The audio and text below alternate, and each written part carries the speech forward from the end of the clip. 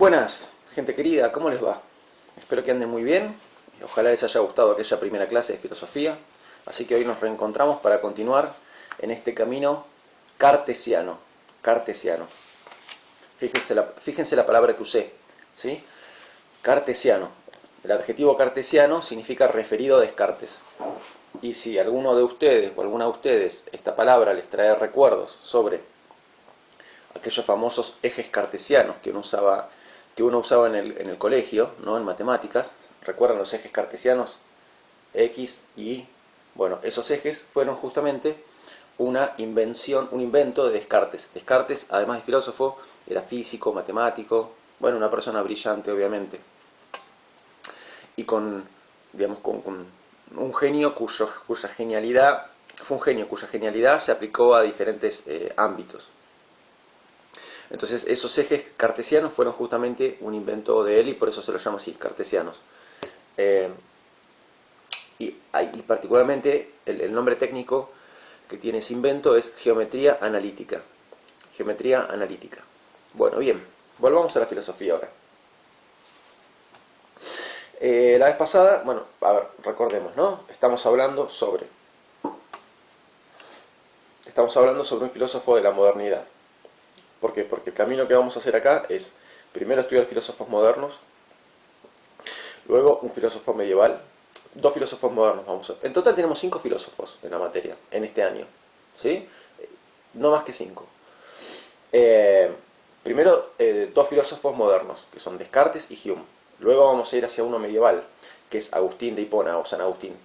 Y de ahí vamos a ir a los antiguos, 2 antiguos que tenemos, que son Platón y Aristóteles, ¿sí? Ese es el recorrido para este año. Ese recorrido tiene 5 estaciones y estamos en la primera. La primera es Descartes.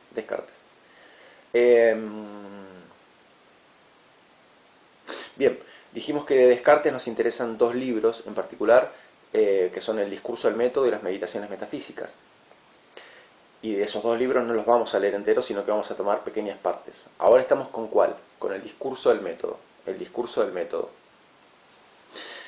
Y la vez pasada estuvimos trabajando con la primera parte del discurso del método. Bien, sepan disculparme, yo recién metí un cortecito, pausé la filmación y después la retomé. Habrán notado que hay varios cortes, como el que pasó recién. A veces yo hago un corte porque quiero hacer algo, lo que sea, ¿no? Cebarme un mate, qué sé yo. Pero un problema que tengo es que la cámara que estoy usando ahora, que es una cámara un poco viejita, tiene más de 10 años, me permite un máximo de 10 minutos por video, no sé bien por qué. Entonces, a veces lo corto yo y a veces no me doy cuenta. Voy hablando y ¡pum! Me hace el ruidito de que se cortó y bueno, aprieto de vuelta, empiezo a filmar un nuevo video y yo siempre lo que hago después, obviamente, es empalmar todos esos videos en la computadora y hacer un archivo donde todo está enganchado, ¿no? Pero esos cortes donde ustedes de golpe quizás me ven hablando así, de golpe, ¡pum!, cambié de posición en menos de una milésima de segundo, es porque en el medio, obviamente, se cortó la filmación, ¿sí? Muy bien. Bueno, volvamos a lo que estábamos diciendo. Entonces, estamos trabajando con el discurso del método, ¿sí? El discurso del método. Y recuerden que que hicimos la vez pasada, trabajamos exclusivamente con el primer párrafo del discurso del método, que es este que dice primera parte, ¿no? Porque acá está la primera parte del discurso del método, tiene 6 partes, y lo que hicimos fue exclusivamente trabajar con este primer párrafo. ¿Y qué vimos en este primer párrafo? Vimos que, obviamente de manera sintética, ¿no? Descartes nos habla sobre que, a ver, este es el momento en el cual si yo estuviera en una clase real con ustedes, les preguntaría, ¿de qué hablaba Descartes ahí? Pero bueno, no me lo pueden contestar. La cámara no me lo va a contestar. Así que, se los digo yo, ¿sí? Lo que estuvimos viendo es que ahí Descartes habla sobre lo que él llama el buen sentido, ¿sí? Que es sinónimo de la razón. Y él nos decía ahí que la razón es algo que todo el mundo tiene. No hay personas más razonables que otras. Todo el mundo cuenta con el uso de la razón. Aquí está. Igual en todos. ¿Sí? Bien. Él también definía la razón. ¿Y qué definición daba? Él va a decir que la razón, o buen sentido, es esta facultad de juzgar y distinguir lo verdadero de lo falso. ¿Ok? Bien. Ahora, otra cosa que vimos la vez pasada es que, dado que esta capacidad la tienen todos y la tienen todos en igual medida, entonces queda sin, o sea, hace falta encontrar una explicación de por qué hay desacuerdos entre las personas. ¿Por qué hay desacuerdos entre las personas? Si son todos tienen uso de la razón y son todos igualmente razonables, ¿no? A eso Descartes lo llamaba diversidad de opiniones. Diversidad de opiniones. Bueno, la respuesta que él da a esta pregunta, la pregunta de por qué si todo el mundo tiene uso de la razón y todos son igualmente razonables, nadie tiene más razón que otro, nadie recibió una mayor facultad de razonamiento que otro, todos tenemos la misma facultad, nuestra facultad de razonamiento es igual en todos, no hay gente con mayor o menor facultad de razonamiento. Entonces, ¿por qué hay desacuerdos entre las personas? Decía Descartes, porque no todo el mundo aplica bien la razón. A la razón hay que aplicarla bien. Bueno, ¿y cómo se la aplica bien? Él nos lo va a decir en la segunda parte del discurso del método. De modo que ya vamos a pasar a la segunda parte. En la primera parte, o sea, en el resto de la primera parte, que yo no se los puse en la bibliografía, él dice algunas cosas más. Bueno, obviamente vale la pena leerlo como todo lo que dice un gran filósofo. Pero lo estamos salteando acá. O sea que de la primera parte, lo único que dejamos como contenido es ese primer párrafo en el que trabajamos la clase pasada. De modo que pasamos ya a lo que es la segunda parte del discurso del método. Bien. Y antes de ponernos a trabajar con esta segunda parte, tengamos en cuenta una aclaración. Una aclaración que tiene que ver con la manera de escribir de Descartes. Los filósofos son verdaderos escritores, la mayoría. ¿Por qué? Porque cada uno tiene un estilo diferente y escribe un tipo de textos distintos. Entonces, por ejemplo, Platón escribía diálogos. Aristóteles escribía diálogos, pero se perdieron sus diálogos, y escribía también tratados. Parménides escribió un poema. De Heráclito conservamos frases que son como una especie de aforismos, digamos, ¿no? No sé. Bueno, no me voy a poner a hablar de Heráclito porque me voy a desviar. Pero de Heráclito conservamos como frases sueltas. Después tenemos muchos filósofos medievales cuyos libros parecen como una especie de plegaria a Dios, ¿no? Pero en esa especie de plegaria a Dios, en realidad terminan razonando, haciendo argumentos. Entonces arrancan como diciendo, Dios, por favor, ayúdame a encontrar la respuesta a esto, ¿no? Y arrancan así, parece que estuvieran rezando, pero después se van hacia lo que es la argumentación y terminan cerrando como de vuelta agradeciéndole a Dios, ¿no? Pero quiero decir con esto que hay muchas maneras de escribir filosofía, muchas maneras. Y después se puede no escribir filosofía en absoluto, es lo que hizo Sócrates. Es lo que hizo probablemente también Diógenes el Cínico y otros filósofos. Algunos dicen que escribieron textos, otros no. Pero bueno, en el caso de Sócrates, por lo menos sabemos que no escribió ningún texto. Bueno, entonces, todo esto viene a cuento de ¿qué? A cuento de que cada filósofo tiene su manera de escribir y su manera de llegar a quien lo está leyendo, ¿no? Un filósofo, si bien tiene argumentos para dar, al igual que cualquier persona, quiere que lo escuchen. Quiere cautivar a la persona con la que está hablando o a la persona que está leyendo su libro, como lo hace un escritor. ¿Y cuál es la técnica que usa Descartes para eso? Bueno, escribir muy bien. La verdad es que tiene una escritura muy elegante. Si leyeron el texto lo habrán visto ya. Tiene una manera muy elegante de escribir. Tiene una retórica muy fuerte. Una retórica, ¿qué es la retórica? La retórica es la persuasión. Entonces, vos vas leyendo Descartes y es como que te va convenciendo a cada paso, ¿no? Es como que comprás, comprás, comprás, comprás. Entonces tiene muy buena retórica también.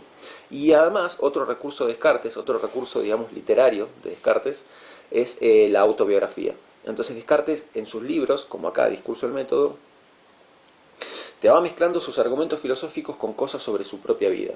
Entonces, esto es lo que pasa precisamente acá, en esta segunda parte. Como decía, Descartes en esta segunda parte nos habla sobre su vida, ¿no? En la primera parte habla bastante sobre su vida, justamente, bueno, mucho de eso ya lo salteamos. Pero vamos a la segunda parte. Entonces, dice Descartes: hallábame por entonces en Alemania, así arranca la segunda parte, hallábame por entonces en Alemania. Entendamos por favor que no estamos, o sea, estamos trabajando con textos que son académicos. Entonces, cuando tenemos un texto académico enfrente, el uso del español que hago yo todos los días es diferente del uso del español que hace un texto académico. El idioma es el mismo, pero el idioma está utilizado de manera diferente. Por ejemplo, para buscar elegancia, para buscar persuasión. Entonces, acá encontramos una palabra que habitualmente en nuestro lenguaje cotidiano no está. Hallábame, hallábame. ¿Qué quiere decir hallábame? Es simplemente me hallaba, o sea, yo me hallaba, donde está cambiado el orden de las palabras. En vez de decir me hallaba por entonces en Alemania, hallábame por entonces en Alemania. Significa exactamente lo mismo. Lo que pasa es que, bueno, tiene un poco más de elegancia decir hallábame que decir me hallaba. En nuestro español cotidiano esto ya casi no se usa, este tipo de recursos, por así decirlo. Pero bueno, tenemos que hacer el esfuerzo de acostumbrarnos, porque estamos leyendo textos académicos, ¿sí? Estamos estudiando, bueno, verdadera filosofía. Entonces, hallábame por entonces en Alemania. Yo me hallaba por entonces en Alemania, ¿no? ¿De qué está hablando él? Está hablando de su juventud, de su juventud. Entonces, él en su juventud se encontraba en Alemania. Él está diciendo, yo en mis años de juventud me encontraba en Alemania. A ver, vamos a seguir leyendo. Hallábame por entonces en Alemania, a donde me llamara la ocasión de unas guerras que aún no han terminado. Entonces él estaba en Alemania participando de la guerra. Y volviendo de la coronación del emperador hacia el ejército, cogióme el comienzo del invierno. Cogióme es, o sea, acá esta palabra cogióme pasa lo mismo que con hallábame, ¿sí? Yo me hallaba en Alemania, me cogió el comienzo del invierno. El traductor, recordemos que es español, entonces coger en España significa atrapar, entonces, o agarrar. Entonces, cogióme el comienzo del invierno significa me cogió el comienzo del invierno, o sea, me agarró el comienzo del invierno en un lugar donde, no encontrando conversación alguna que me divirtiera, o sea que él estaba aburrido, estaba en Alemania en invierno aburrido, y no teniendo tampoco, por fortuna, cuidados ni pasiones que perturbaran mi ánimo, permanecía el día entero solo y encerrado junto a una estufa, con toda la tranquilidad necesaria para entregarme a mis pensamientos. Entonces Descartes estaba en esta campaña militar, pero sin mucha acción, evidentemente, en invierno, sin, digamos, muchas personas con las que le interesara conversar. Entonces se la pasaba junto a la estufa, para estar abrigadito, y ¿a qué se dedicaba? Ahí lo dice, a pensar. Bien.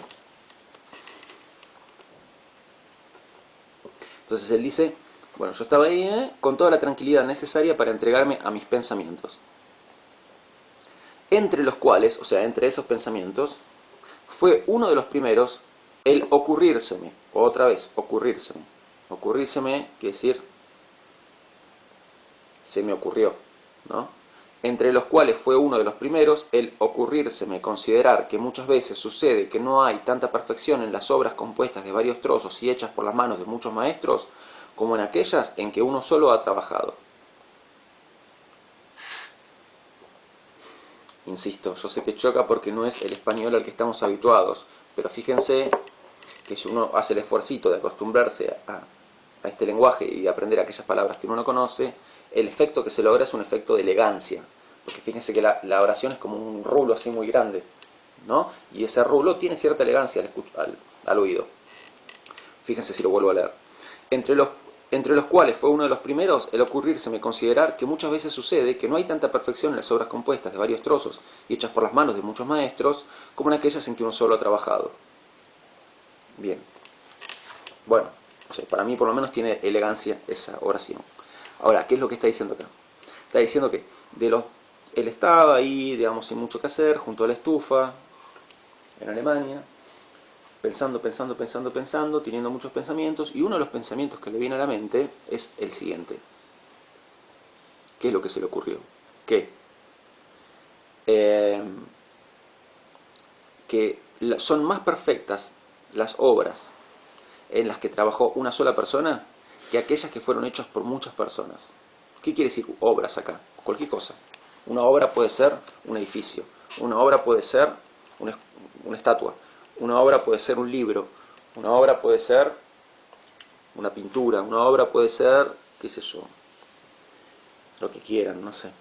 El tema es que él acá está diciendo, ya vamos a ver a qué quiere llegar, ¿no? Porque lo dice con un propósito, tiene una intención. Pero ¿a qué está yendo con esto? Está diciendo, no, perdón, ¿a qué está yendo? No, eso ya lo vamos a ver. Pero ¿qué es lo que está diciendo? Está diciendo que son más perfectas las obras en las que trabaja una sola persona que las obras en las que trabajan muchos. Salen mejor las cosas que hace una sola persona que las cosas que hacen muchas personas. ¿A qué querrá llegar? A ver, seguimos leyendo. Así, y acá da un ejemplo con edificios. Dice, así vemos que los edificios que un solo arquitecto ha comenzado y rematado suelen ser más hermosos y mejor ordenados que aquellos otros que varios han tratado de componer y arreglar, utilizando antiguos muros construidos para otros fines. Entonces está diciendo, ¿qué edificio queda mejor? Un edificio que desde el principio está diseñado hasta el final, y dirigido hasta el final por un mismo arquitecto, o uno que pasó por las manos de varios arquitectos y maestros mayores de obra. Él dice, sale mejor aquel edificio que fue hecho por un solo arquitecto. No sé si es así, hay que ver si es así, capaz no. Pero el punto es, justamente como él tiene buena retórica, te va convenciendo, ¿sí? Así que vamos a dejarnos guiar por él. Habló de los edificios para ejemplificar y ahora va a ir a las ciudades. Miren lo que dice. Esas viejas ciudades, como París supongo, qué sé yo, como Roma, esas viejas ciudades que no fueron al principio, sino Buenos Aires también, ¿por qué no? Esas viejas ciudades que no fueron al principio, sino aldeas, y que con el transcurso del tiempo han llegado a ser grandes urbes. Buenos Aires es una gran urbe. Urbe quiere decir como gran ciudad, ciudad muy muy grande. Entonces esas grandes ciudades que al principio fueron aldeas y terminaron siendo grandes urbes, están por lo común muy mal trazadas y acompasadas si las comparamos con estas otras plazas regulares que un ingeniero diseña según su fantasía en una llanura. Entonces, ejemplificó con los edificios y dijo, un edificio que desde el principio está pensado y dirigido por un solo arquitecto, un edificio decía que desde el principio está pensado, imaginado, planificado y dirigido hasta el final por un solo arquitecto, va a salir mejor que uno que pasa por las manos de muchos. Y con las ciudades él dice pasa lo mismo, ¿sí? A medida que van creciendo, al no haber un plan trazado de antemano y al no haber un solo ingeniero, entonces ¿qué pasa? Terminan como desordenadas las ciudades. Dice, están muy mal trazadas y acompasadas. Entonces es como muy caótico el diseño de la ciudad. Esto, según él, se evitaría si hubiera un solo ingeniero desde el principio hasta el final. Si un solo ingeniero dirigiera el diseño de la ciudad. Bueno, ahí sigue, ¿no? Uno mira que estas ciudades están desordenadas, qué sé yo, qué sé cuánto, etc. Ok.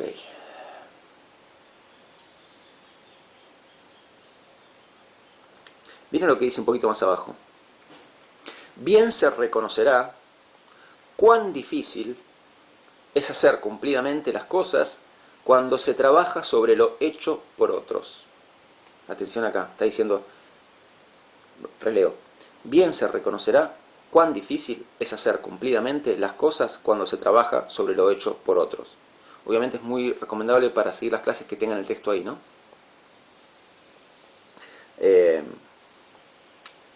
Entonces, ¿qué quiere decir esto? Bien se reconocerá cuán difícil es hacer cumplidamente las cosas cuando se trabaja sobre lo hecho por otros. Entonces, es más difícil hacer bien las cosas cuando tratás de continuar lo que otros hicieron que cuando vos empezás desde cero con el trabajo. Él va preparando el terreno para tirar la bomba que va a tirar. ¿Sí? La bomba la tiene ahí guardadita en el bolsillo, la granada. ¿Está bien? Está apuntando. Todavía no la tiró.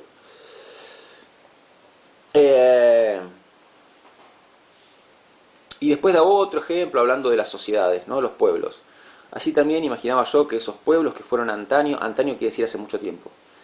Así también imaginaba yo que esos pueblos que fueron antaño medio salvajes y han ido civilizándose poco a poco, haciendo sus leyes conforme les iba obligando a la incomodidad de los crímenes y peleas, no pueden estar tan bien constituidos como los que, desde que se juntaron, han venido observando las constituciones de algún prudente legislador. Entonces, ¿qué pueblos están mejor? Aquellos que van haciendo sus leyes a medida que se van dando los problemas. Entonces aparece un problema, ok, hacía falta una ley que no había, hacemos esa ley, seguimos viviendo, aparece otro problema, faltaba una ley más, la agregamos, y así. ¿A qué pueblos les va mejor? ¿A qué sociedades les va mejor? ¿A las que hacen eso o a las sociedades que desde el principio, ¿no? Están gobernadas por un conjunto de leyes que un mismo legislador armó desde el principio y para siempre, ¿no? Y da como ejemplo Esparta. Esparta, según la leyenda, todas las leyes de Esparta fueron hechas por una misma persona. Licurgo se llamaba. Una figura que es como mitad historia, mitad leyenda, ¿no? Bueno, una vez más, esto se puede discutir, pero el punto es que, bueno, para que se produzca la magia de la filosofía, te tenés que dejar convencer, ¿no? Así que vamos a dejarnos convencer por lo que nos dice. Más abajo en esa página se empieza a acercar a lo que quiere llegar. Dice, y así pensé yo que las ciencias de los libros... Opa, alto ahí, alto ahí. A ver, ¿qué viene pasando hasta ahora? Él viene diciéndonos que, en líneas generales, cualquier obra en la que participen muchas personas no sale tan bien como una obra que desde el principio está pensada y dirigida hasta el final por una sola persona. Ejemplifica, ¿con qué? Con los edificios, las ciudades, las leyes. ¿Escuchan el carancho de mi barrio? Son dos caranchos. Bueno, si escucharon ese sonido así como de pato, era el carancho. Sigo. Entonces, él viene como preparando el terreno para lo que quiere decir y hasta ahora, ¿cuál fue la preparación que hizo del terreno? Que, repito, si comparamos las obras hechas por muchas personas con las obras hechas por una sola persona, ¿sí? Desde el principio hasta el final por una sola persona, entonces ¿con qué nos encontramos? Con que salen mejor aquellas obras que están pensadas, planificadas y dirigidas hasta el final por una sola persona que aquellas que pasan por las manos de muchos. Ejemplifica con los edificios, con las ciudades y con las leyes. Y después de hacer esa vuelta en la cual va ejemplificando,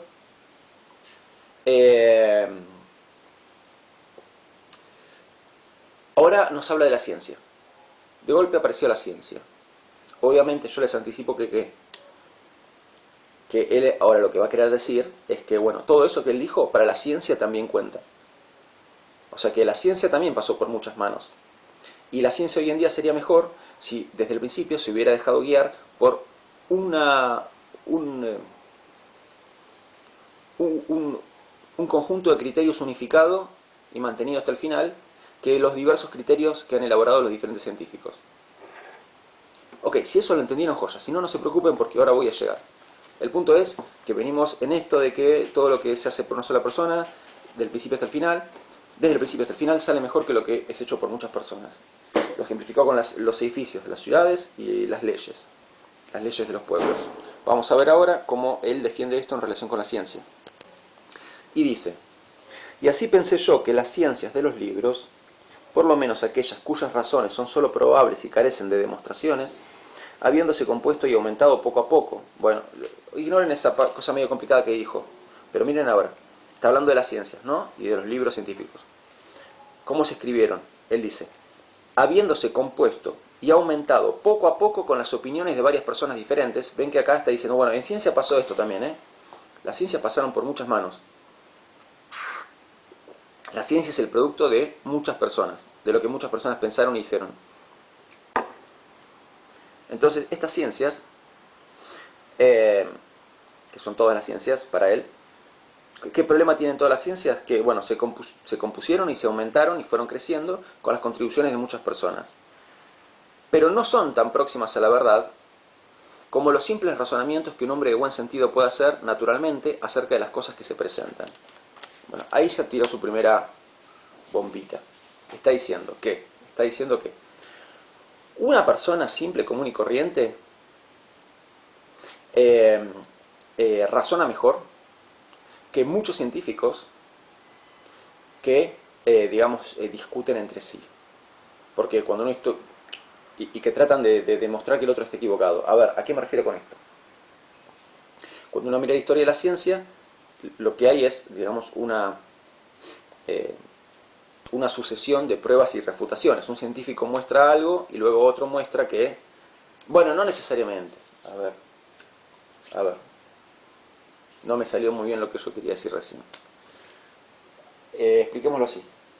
Que está diciendo que una simple persona que no necesita ni siquiera ser científico razona mejor, o sea, llega a mejores conclusiones que la ciencia cuando pasa por las manos de muchos pensadores y científicos. Entonces, frente a eso, si uno toma, por ejemplo, una ciencia como puede ser, qué sé yo, la astronomía. La astronomía pasó por las manos de Aristóteles, de Copérnico, de qué sé yo, etcétera, y de otros astrónomos, Ptolomeo, qué sé yo, muchos astrónomos. Bueno, es una ciencia, como toda ciencia, que pasó por las manos de diferentes científicos, ¿no? Y cada uno de esos científicos dijo, bueno, ok, la manera correcta de hacer astronomía es esto. Después llegó otro que dijo, no, la manera correcta de hacer astronomía es esta otra. Después llegó otro que dijo, no, la astronomía es una ciencia que se hace así. Y así sucesivamente. Entonces, ¿qué está diciendo Descartes? Bueno, una persona común y corriente que razona bien, a una persona común y corriente que razona bien le va a ir mejor, va a llegar a mejores conclusiones que todo ese conjunto de científicos que permanentemente tratan de refutarse los unos a los otros. Algo así es lo que está queriendo decir.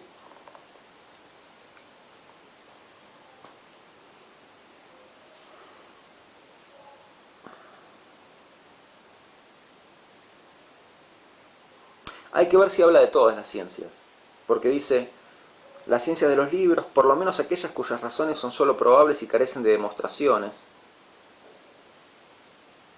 ¿Qué sé yo?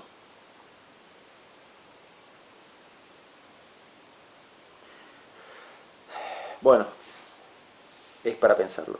Pero básicamente quedémonos con esto, de que a lo que está queriendo llegar una vez más es a que una sola persona, si desde el principio razona de acuerdo con ciertas reglas y respeta esas reglas a rajatabla, va a llegar a conclusiones más válidas que las conclusiones a las que llega todo un conjunto de personas que no razonan en base a las mismas reglas. Porque cada uno razona en base a sus propias reglas. Esto es lo que nos tiene que quedar. Eso que dije recién.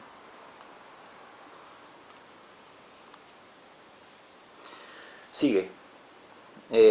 Y también pensaba yo que, como hemos sido todos nosotros niños antes de ser hombres y hemos tenido que dejarnos regir durante mucho tiempo por nuestros apetitos y nuestros preceptores, que muchas veces eran contrarios unos a otros, y ni unos ni otros nos aconsejaban siempre acaso lo mejor, es casi imposible que sean nuestros juicios tan puros y tan sólidos como lo fueran si, desde el momento de nacer, tuviéramos el uso pleno de nuestra razón y no hubiéramos sido nunca dirigidos más que por esta. Entonces lo que está insinuando acá es que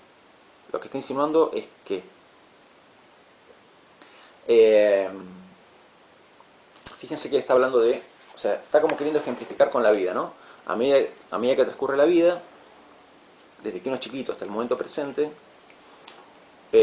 hubo diferentes autoridades que tuvimos que nos dijeron qué era lo que había que hacer. Los padres, un maestro, otro maestro, después los profesores, otro profesor. Entonces, en la vida tuvimos diferentes autoridades morales. Bien. Y cada uno nos dice cosas diferentes sobre qué es lo que hay que hacer en la vida. El punto es, haces mejor si escuchás a la razón desde el principio, si usás bien la razón desde el principio, que si te dejas guiar por lo que dicen todas esas autoridades, porque te dicen cosas contradictorias y no necesariamente están escuchando la razón.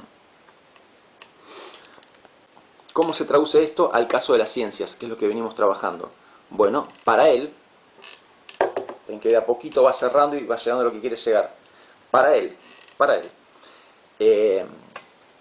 las ciencias pasaron por muchas manos, ¿no? Y las ciencias tuvieron muchas grandes figuras que llegaron a ser autoridad, así como uno desde chiquito. La comparación acá sería, uno desde chiquito, el científico. Las autoridades morales que uno tuvo en su vida, las autoridades científicas, cuyos criterios tradicionalmente han seguido los científicos. Entonces, por dar un ejemplo, Aristóteles dice cómo debe ser la ciencia. Durante siglos y siglos los científicos, en astronomía por ejemplo, hicieron astronomía de acuerdo a lo que Aristóteles decía. Descartes pertenece a una época en la cual los científicos se estaban dando cuenta de que Aristóteles no tenía razón en muchas cosas. Entonces lo que él está diciendo es, hey, ¿no hubiera hecho mejor la ciencia? Los científicos no hubieran hecho mejor en dejarse guiar por la razón desde el principio en vez de dejarse guiar por la autoridad. Porque autoridades ha habido muchas en ciencia. Como uno en la vida ha obtenido muchas autoridades morales. Padres, profesores, maestros, etc. Entonces, uno en la vida haría mejor en dejarse guiar por la razón que en vez de escuchar a cada una de esas autoridades. Porque pueden estar equivocándose, no necesariamente escuchan a la razón y nos dicen cosas que se contradicen entre sí. Lo que dice uno puede ser contrario a lo que dice otro, contradecirse con lo que dice otra autoridad. Bueno, en ciencia, lo mismo. La ciencia hubiera hecho mejor a lo largo de todos estos siglos en dejarse guiar por la razón solamente que en dejarse guiar por la autoridad. A lo largo de todos estos siglos la ciencia se ha dejado guiar por la autoridad. Y al dejarse guiar por la autoridad no escuchó la razón y se equivocó más de una vez. Entonces, ¿qué hay que hacer? Escuchar a la razón de una vez por todas. Y hay ciertas reglas sobre cómo usar la razón, que todavía no las dijo, pero ya va a llegar a eso. Ok. Llegó el momento de anticiparles que en realidad lo que él va a querer decir, la bomba que va a tirar, es que en realidad para él, a la ciencia hay que arrancarla de cero, o prácticamente de cero.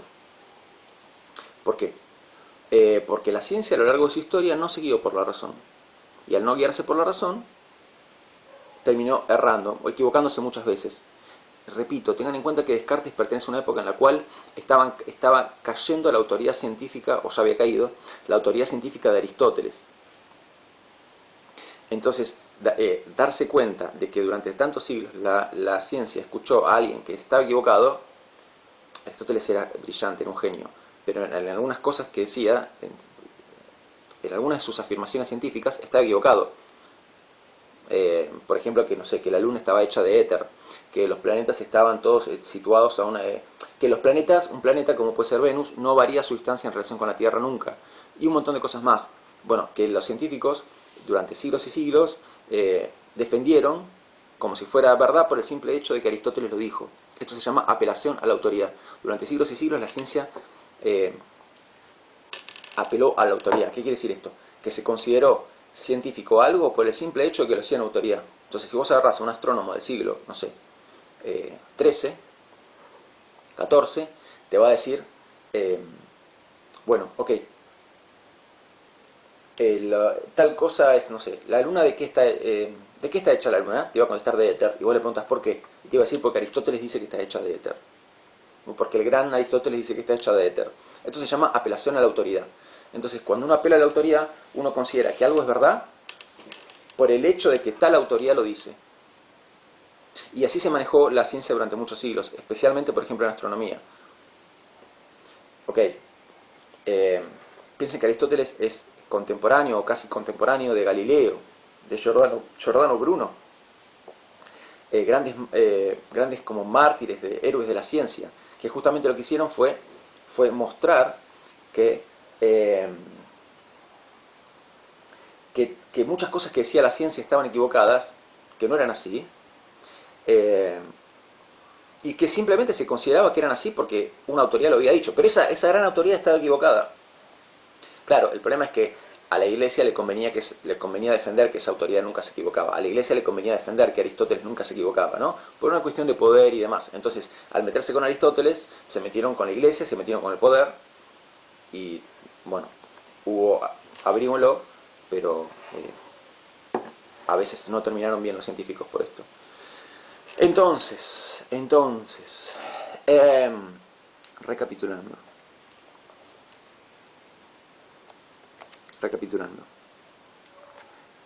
¿Qué está diciendo entonces? Que la ciencia... entiendan esto, nosotros somos seres del siglo XX y XXI, ustedes del XXI, yo del XX. Para nosotros es lo más natural del mundo que la autoridad no dice que es verdad y que no es verdad. Entonces, qué sé yo, si yo agarro a un amigo médico y le pregunto ¿por qué el ibuprofeno me saca el dolor de cabeza? Y me dice, porque el decano de mi facultad dice que baja el dolor de cabeza. ¿Es válida esa respuesta? ¿Es una respuesta científica? Decir que el ibuprofeno baja el dolor de cabeza porque una autoridad dice que baja el dolor de cabeza, en este caso el decano de la facultad de medicina. No, si me dice eso, yo le voy inmediatamente voy a pensar que no es una persona verdaderamente científica. Y que no tendría ni que tener matrícula.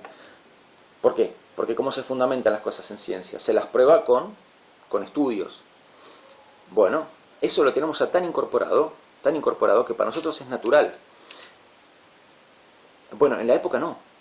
Descartes pertenece a esa época en la cual había que esforzarse en mostrar que las verdades científicas no provienen de una autoridad, provienen de la demostración, ¿no? Es más, Descartes es una de las personas, uno de los protagonistas en esa lucha.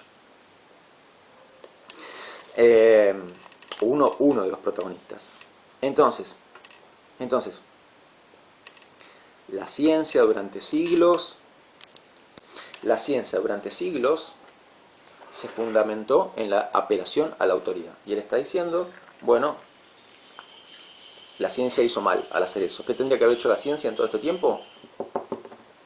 Usar bien la razón. Porque cuando usas bien la razón, los criterios que usas sobre qué es verdadero y qué no es verdadero son siempre los mismos. Y si haces eso, estás yendo por buen camino.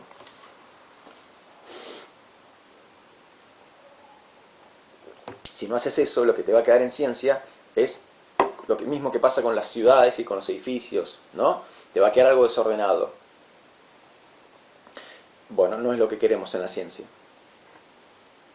Entonces, ¿él a qué está queriendo llegar con esto? A que hay que empezar, esto estaba diciendo yo antes, hay que empezar de cero, o digo, prácticamente de cero, con la ciencia. ¿Y qué significa empezar de cero? Significa hacer ciencia de acuerdo a la razón, de acuerdo al método para usar bien la razón. Hay que hacer ciencia usando la razón. ¿Y cómo se usa la razón? Con un método. Todavía no dijo cuál es, pero ya lo va a decir. Entonces hay que hacer ciencia usando correctamente la razón. Es la única manera de saber que avanzamos con certeza, ¿sí? Que cada paso que damos es un paso firme. Está queriendo llegar a eso. Lo que pasa es que es tan fuerte lo que va a decir que a cada momento tiene que ir como dorando la píldora, ¿no? Tiene que ir como diciendo, bueno, no se me asusten mucho, yo no estoy diciendo nada muy tremendo, ¿no? Pero ¡pum! Y después te la tira. Hay que tirar abajo la ciencia que conocemos y empezar de vuelta. Lo que viene ahora es parte de esa preparación del terreno. Miren, dice: verdad es que no vemos que se derriben todas las casas de una ciudad con el único propósito de reconstruirlas de otra manera y de hacer más hermosas las calles. Entonces está diciendo, ok, sí es verdad, uno no ve que una ciudad la tiren abajo solamente para que las calles queden mejor ordenaditas. Pero vemos que muchos particulares, o sea, muchas personas particulares, ¿no? Pero vemos que muchos particulares mandan echar abajo sus viviendas para reedificarlas. Y muchas veces son forzados a ello cuando los edificios están en peligro de caerse por no ser ya muy firmes los cimientos. Entonces, indirectamente, ¿a qué se está refiriendo acá?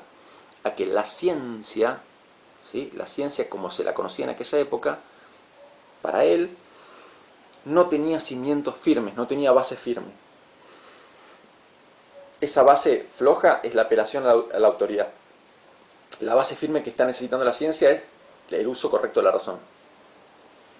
Ok. Bueno, y acá hace como un paréntesis, muy simpático, donde muestra la hilacha. Porque está preparando el terreno para decir, ok, a la ciencia que conocemos hay que dinamitarla y empezarla de vuelta. Y uno podría preguntarse, a ver, Descartes, ya que decís que la ciencia no se basó en la razón y por eso hay que dinamitarla y empezar de vuelta. ¿Y con las leyes no pasa lo mismo? ¿Con el Estado? ¿Con la organización política de la sociedad? No habría que hacer lo mismo porque no se guió por la razón, se guió por otras causas. Entonces no habría que dinamitarlo y empezar de vuelta con el orden social, el orden político, hacer nuevas leyes, establecer un nuevo sistema de gobierno. Digo, los criterios que nos llevan a empezar de vuelta con la ciencia, empezar de cero, podrían llevarnos a empezar de cero con la organización política de la sociedad. Entonces se va a poner a hablar del orden público. Y acuérdense de esto que yo les decía. Él lo que va a evaluar es si esta idea de que hay que empezar de cero y tirar abajo lo anterior, hay que aplicarla también a la política. Entonces, ¿qué pasa en lo público? Estos grandes cuerpos significa, suponete, la república, ¿sí? La república. Estos grandes cuerpos políticos es muy difícil levantarlos una vez que han sido derribados. Entonces no hay que derribarlo, porque puede ser muy difícil levantarlo. Derribar la república no conviene, en el caso de que sea una república, ¿sí? Si es una monarquía, es una monarquía. Pero está diciendo, no, es muy difícil levantarlos una vez que han sido derribados. Entonces no los tiremos abajo, porque puede ser muy difícil levantarlos. Es muy difícil levantarlos una vez que han sido derribados, o aún sostenerlos en pie cuando se tambalean. Y sus caídas son necesariamente muy duras. Entonces no tiremos abajo el Estado porque esa caída va a ser muy dura. Si se tambalea va a ser muy difícil mantenerlo en pie. Y si se cae también va a ser muy difícil levantarlo. Además, en lo tocante a sus imperfecciones, si las tienen, y solo la diversidad que existe entre ellos basta para asegurar que varios las tienen, nos está reconociendo que no son perfectos los sistemas políticos. El uso las ha suavizado mucho, bla, bla, bla, bla, bla, bla, bla, bla. Bueno, sigue. Está diciendo que, bueno, aún esas imperfecciones, mejor es soportarlas que tratar de cambiar el sistema, etcétera, etcétera. Ok. Entonces, básicamente, ¿por qué dice Descartes todo esto? Porque está queriendo decir, bueno, ok, en el sistema político, al sistema político no hay que tirarlo abajo. Esto que yo estoy proponiendo, digamos, con la ciencia, no hay que hacerlo con el sistema político. Uno puede preguntarse por qué. Bueno, él da estas razones.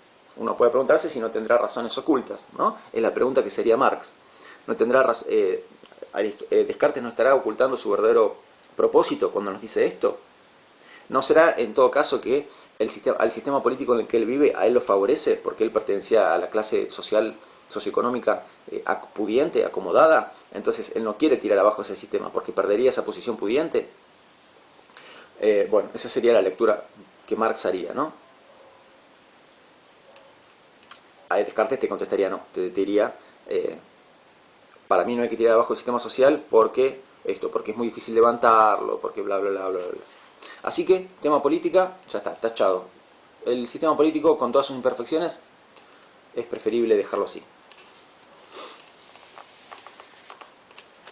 Bien, seguimos avanzando en la lectura.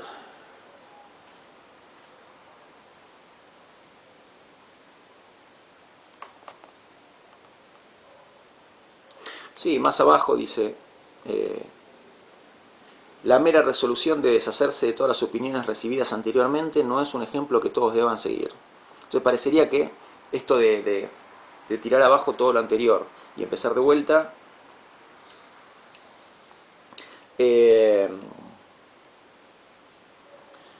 no es algo que todo el mundo deba hacer. Parecería que hay como personas que están, que son las indicadas para llevar a cabo este emprendimiento de arrancar de vuelta con la ciencia, de arrancar de vuelta con el conocimiento, arrancar de cero, y hay personas que no.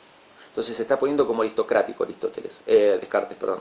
Está diciendo, ok, esto que yo voy a hacer, esto que yo estoy proponiendo, tirar abajo con todo el conocimiento que tenemos, tirar abajo la ciencia y empezar de vuelta. Ok, no estoy diciendo que todo el mundo se tenga que poner a hacer esto. Hay algunos que estamos llamados a hacer esto, ¿no? Hay algunos que tenemos que hacer esto. La plebe que no se entusiasme con tratar de hacer esto mismo que yo estoy haciendo. Algo así es lo que está queriendo decir. De esto también se podría hacer una lectura marxista, como para, qué sé yo, sacarle la careta a Descartes. Bueno, no vamos a ir por ese lado, aunque sería muy interesante. Ok. Bueno, después Descartes se pone a hablar de, sigue en esa línea de argumentación. Sigue, y yo prefiero ya, si ustedes me lo aceptan, prefiero ya avanzar un par de páginas más, 2 o 3 páginas de golpe, hasta ya las reglas del método. Entonces, él nos da las reglas del método. En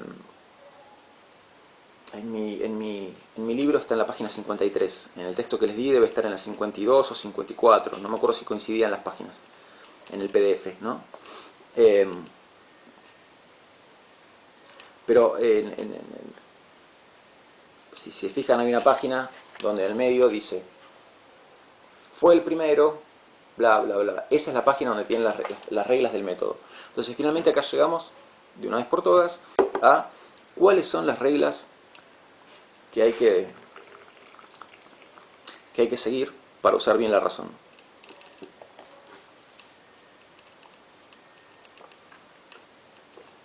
Ok.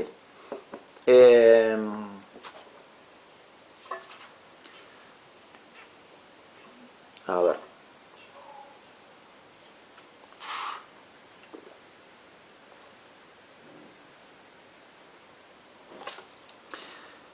Va a hablar de preceptos. Entonces él dice, el método se compone de 4 preceptos. Precepto significa regla, es sinónimo de regla. Ustedes, si quieren, le dicen reglas del método o preceptos del método, díganle como quieran. Yo acá voy a anotar preceptos.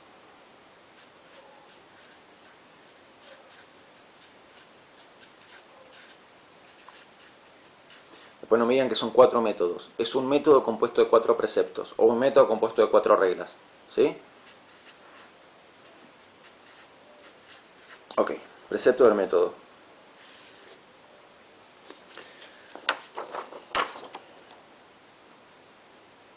No los voy a anotar completos porque no me alcanza la página. Vamos a anotar un par de cosas clave. La descripción completa la tiene acá en el libro. Entonces él dice, bueno, descubrí los 4 en un cierto momento, me di cuenta de cuáles eran los 4 preceptos del método. Dice algo así. Bueno, fue el primero, o sea, el primer precepto del método, ¿qué nos dice? Que es el más complejo. Atención, primer precepto del método. No admitir como verdadera cosa alguna como no supiese con evidencia que lo es. No admitir como verdadera cosa alguna como no supiese con evidencia que lo es. Entonces, no admitir como verdadero nada, no admitir como verdadero nada que no sea evidente.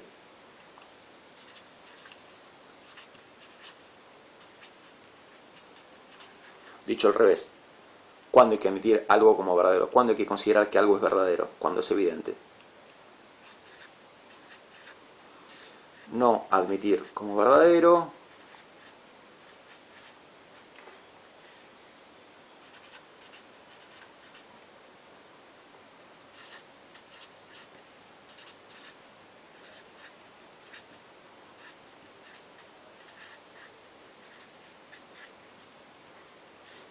ahí va.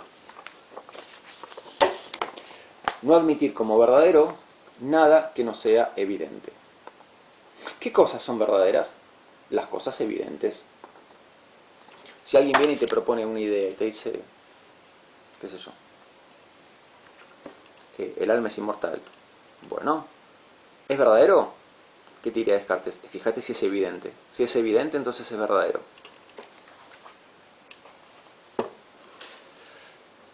Ahora, seguimos. Entonces, no admitir como verdadera cosa alguna, como no supiese con evidencia que lo es. Es decir, evitar cuidadosamente la precipitación y la prevención. Estos son dos errores, los dos errores que se pueden dar en la aplicación de este primer precepto. Ya vamos a hablar de la precipitación y la prevención. Ahora vuelvo sobre eso. Sigo leyendo por ahora. Es decir, evitar cuidadosamente la precipitación y la prevención. Y no comprender en mis juicios nada más que lo que se presentase tan clara y distintamente a mi espíritu que no hubiese ninguna ocasión de ponerlo en duda. Entonces, a mí esto me gusta explicarlo así. A ver. Primero, dijimos, no hay que admitir como verdadero nada que no sea evidente. A lo cual uno se puede preguntar. Uno le puede preguntar a Descartes. Bueno, Descartes, ¿y cuál es el criterio para considerar que algo es evidente? Porque hasta ahí medio que me hiciste trampa, Descartes, me cambiaste una palabra por otra, verdadero por evidente. Hasta ahí no ganamos mucho. ¿Ok? Entonces, no, vamos a formularlo así, a ver. ¿Cuándo algo es verdadero? Esto que voy a anotar ahora, en realidad no estoy ya anotando Descartes acá. Es una mezcla de Descartes y mis propios recursos pedagógicos para que se entienda a lo que estamos, queriendo llegar. Entonces, voy a reformular lo que escribí recién, ¿no? Yo puse, no admitir como verdadero nada que no sea evidente. ¿Ok?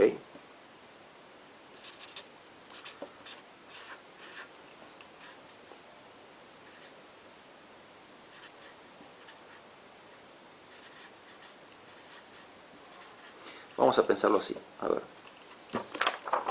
¿Cuándo algo es verdadero? Acá hay una tachadura, ¿sí? Eso de ahí es una tachadura. ¿Cuándo algo es verdadero? Respuesta. Cuando es evidente.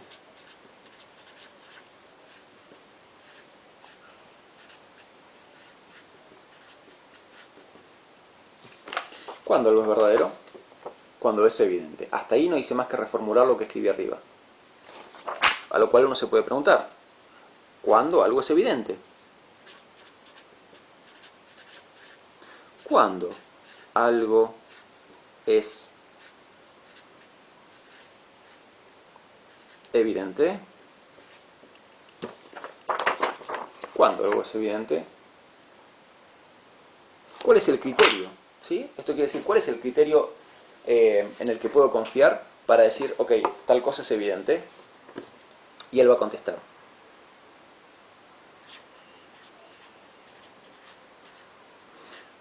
Cuando es claro y distinto. ¿Cuándo algo es evidente?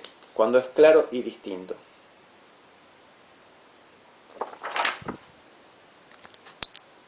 Ok, estábamos entonces en la primera regla del método.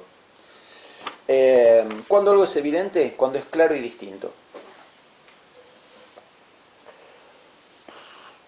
Yo acá lo que me gustaría aclarar para que haya más claridad, justamente, valga la redundancia, es a qué nos referimos cuando decimos algo, ¿no? ¿Cuándo algo es evidente? Vamos a cambiar ese algo por la siguiente expresión, una idea. Entonces,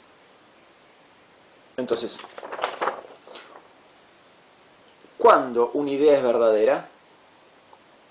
Cuando es evidente. ¿Cuándo una idea es evidente? Cuando es clara y distinta. ¿No? Empecemos a pensar en términos de ideas, que eso nos va a ayudar mucho. Entonces, de lo que está hablando acá Descartes es de cómo nos damos cuenta si una idea es verdadera o no. Es verdadera cuando es evidente.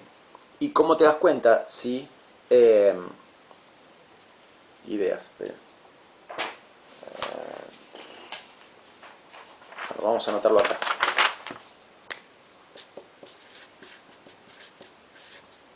Ideas. Estamos hablando de ideas. Bien, entonces volvemos. Porque esto de decir cuando algo que es demasiado amplia la palabra. ¿Sí? Entonces, ¿cuándo una idea es verdadera? Cuando es evidente. ¿Cuándo una idea es evidente? Cuando es clara y distinta. Cuando es clara y distinta. Ahora, ¿qué significa que una idea es clara? ¿No? Una idea es clara cuando su significado, cuando se comprende con claridad a qué hace referencia. ¿Qué es lo contrario de una idea clara? Lo contrario de una idea clara es una idea oscura. Una idea cuyo significado no se ve con claridad. ¿No? Entonces, que una idea es clara quiere decir que se comprende, que no requiere mayor explicación. ¿Y qué quiere decir que una idea es distinta? Que una idea es distinta quiere decir que no se confunde con otras ideas, que está nítidamente diferenciada de otras ideas. Entonces, cuando una idea sea clara, cuando una idea presenta estas dos características, que es clara y que es distinta, entonces esa idea es evidente. Y al ser evidente, es verdadera. ¿Sí? Hay otra palabrita que Descartes comenta al pasar, que en este texto es como eso, como algo al pasar, pero que después en las meditaciones va a ser más importante, que es el tema de la duda. Entonces, para él, cuando una idea es clara y distinta, es indudable. Entonces, a ver,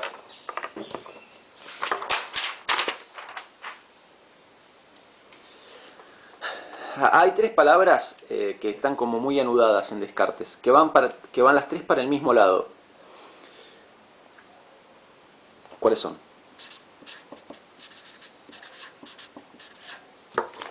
Verdad. Que es de lo que venimos hablando. ¿Cuándo una idea es verdadera? Una idea es verdadera cuando es evidente. Evidencia. Bien. Y si una idea es evidente, es indudable. Entonces, lo que quiero decir con esto es que yo acá es como que me esforcé como en poner cierto orden en la cosa, ¿no?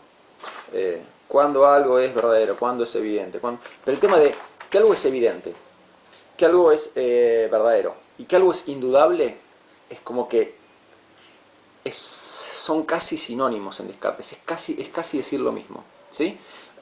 Más vale que uno podría meterse en una discusión acerca de ¿hay diferencias en la filosofía de Descartes entre lo verdadero, lo evidente y lo indudable?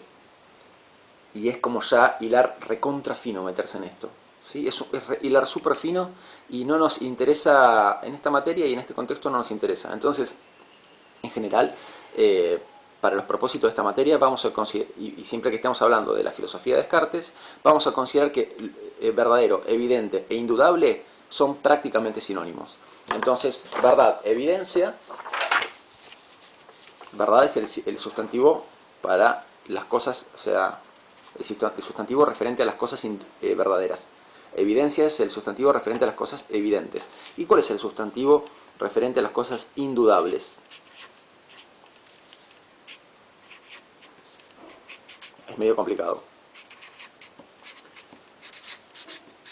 ¿Ok? Indubitabilidad. Ahí está. Indubitabilidad. Entonces, estas tres cosas, vamos a ponerlas así, ¿sí? Enganchadas, porque son como prácticamente sinónimos en la filosofía de Descartes.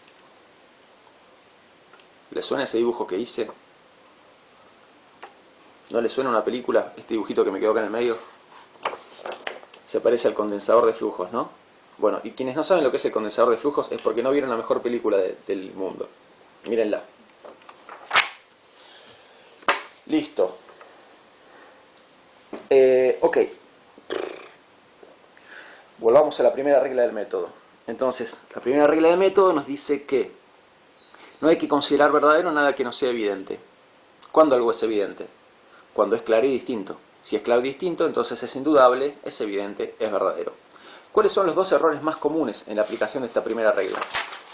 Los dos errores más comunes en la aplicación de esta primera regla son: 1,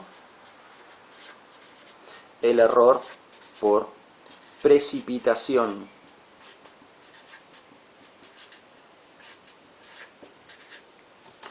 Error por precipitación. ¿Cuándo cometes error por precipitación? Vos cometés error por precipitación cuando estás considerando una idea, estás examinando si esa idea es verdadera. ¿Y qué tenés que examinar para ver si es verdadera? Tenés que ver si es clara y distinta.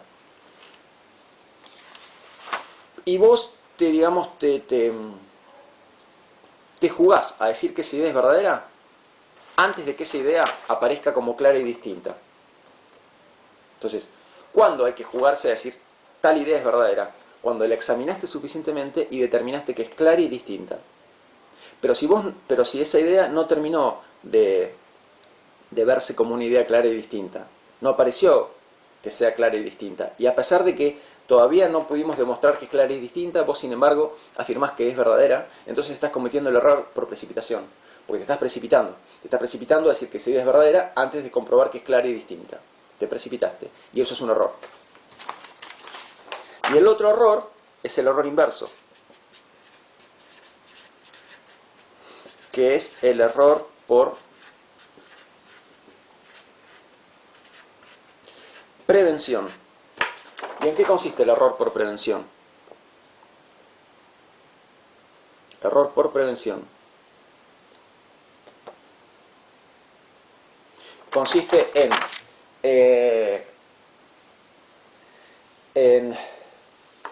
no dar por una idea por verdadera cuando esa idea ya demostró ser clara y distinta. Entonces yo estoy examinando determinada idea. Bien, ya apareció que esa idea es clara y distinta, ya se ve que es clara y distinta. Entonces yo debería aceptarla como verdadera. Pero soy como excesivamente prevenido, soy como demasiado prudente, y entonces no la considero verdadera. La sigo examinando como si fuera dudosa. ¿Sí? La sigo considerando dudosa, pero ya mostró que es clara y distinta. Entonces yo debería aceptarla como verdadera. Esto es el error por prevención. ¿Sí? Te estás pasando de prudente. No te jugás cuando ya deberías jugarte y decir, ok, esto es verdadero porque ya demostró ser claro y distinto. ¿No? Muy bien, vamos a lo que es la segunda regla del método. Son más simples las que vienen a continuación. Los preceptos del método, reglas, preceptos. Segundo precepto del método: dividir cada una de las dificultades que examinare en cuantas partes fuere posible y en cuantas requiriese su mejor solución. Entonces, si yo quiero examinar un problema, tal como, supóngase, qué sé yo, ¿existe Dios? Bueno, si yo me quiero ocupar de este problema, pavada de problema, lo primero que tengo que hacer es decir, bueno, ok, sí existe o no existe. No, tengo que primero dividir el problema en muchos aspectos, empezando por, ¿qué se entiende por Dios? ¿Qué es Dios? Un ser todopoderoso. ¿Un ser? ¿Qué es un ser? Bueno, un ser es, por ejemplo, qué sé yo, un perro, una persona. Ah, entonces me estás diciendo que Dios es un ser como esos. No, no es como esos, porque no estamos diciendo que Dios es de carne y hueso, como un perro, una paloma, una persona. Ah, entonces lo que quiero decir es, ven que hay problemas que parecen sencillos, pero que tienen un montón de aspectos, un montón de facetas, ¿sí? Problemas que comprenden a su vez, hay problemas que están hechos de problemas más chiquititos. Entonces hay que empezar por ocuparse de esos problemas más chiquititos. Y si esos problemas chiquititos resultara que están compuestos a su vez de problemas todavía más chiquititos, hay que ocuparse primero de esos problemas más chiquititos. Entonces, al ocuparse de una cuestión, lo primero que hay que hacer es dividir esa cuestión en todos los aspectos posibles, en todas las dificultades que presenta, ¿sí? Desmantelar el problema por completo. Entonces, primer precepto del método: no tomar como verdadero nada que no sea evidente. Cuando algo es evidente, cuando es claro y distinto y por lo tanto indudable. Es importante, en esta primera regla, no equivocarse por prevención ni por precipitación. Segundo precepto: dividir el problema en todas las diferentes dificultades. Dividir el problema al máximo posible. Tercero: conducir ordenadamente mis pensamientos, empezando por los objetos más simples y más fáciles de conocer, para ir ascendiendo poco a poco, gradualmente, hasta el conocimiento de los más compuestos, e incluso suponiendo un orden entre los que no se preceden naturalmente. Entonces, yo tengo el problema. Aplicamos el segundo precepto del método. Lo divido en todos los problemitas chiquititos de los que está hecho. Bien, tercer precepto del método. El tercero te dice qué orden tenés que seguir, porque el problema, cuando aplicaste el segundo precepto, el problema te quedó dividido en un montón de pequeños problemitas. Bien, ¿cómo hay que ocuparse de estos pequeños problemitas? Es lo que te dice el tercer precepto. El tercer precepto te dice, al ocuparte de todos esos problemitas que te quedan sobre la mesa, empezá por los más simples, los más chiquititos y simples, y anda gradualmente avanzando hacia los más difíciles y complejos. Ese es el orden que tenés que seguir. Y cuarto precepto del método, hacer en todo unos recuentos tan integrales y unas revisiones tan generales que llegás a estar seguro de no omitir nada. O sea, que tenés que hacer un recuento general, ¿sí?, de todos los pasos que seguiste, para quedarte seguro de que no te salteaste nada, de que ninguno de esos problemitas te los salteaste. ¿Sí? Y si aplicás estos 4 preceptos, vas a estar usando bien la razón. ¿Está bien? Bueno, suficiente por hoy. Nos vemos en la próxima clase.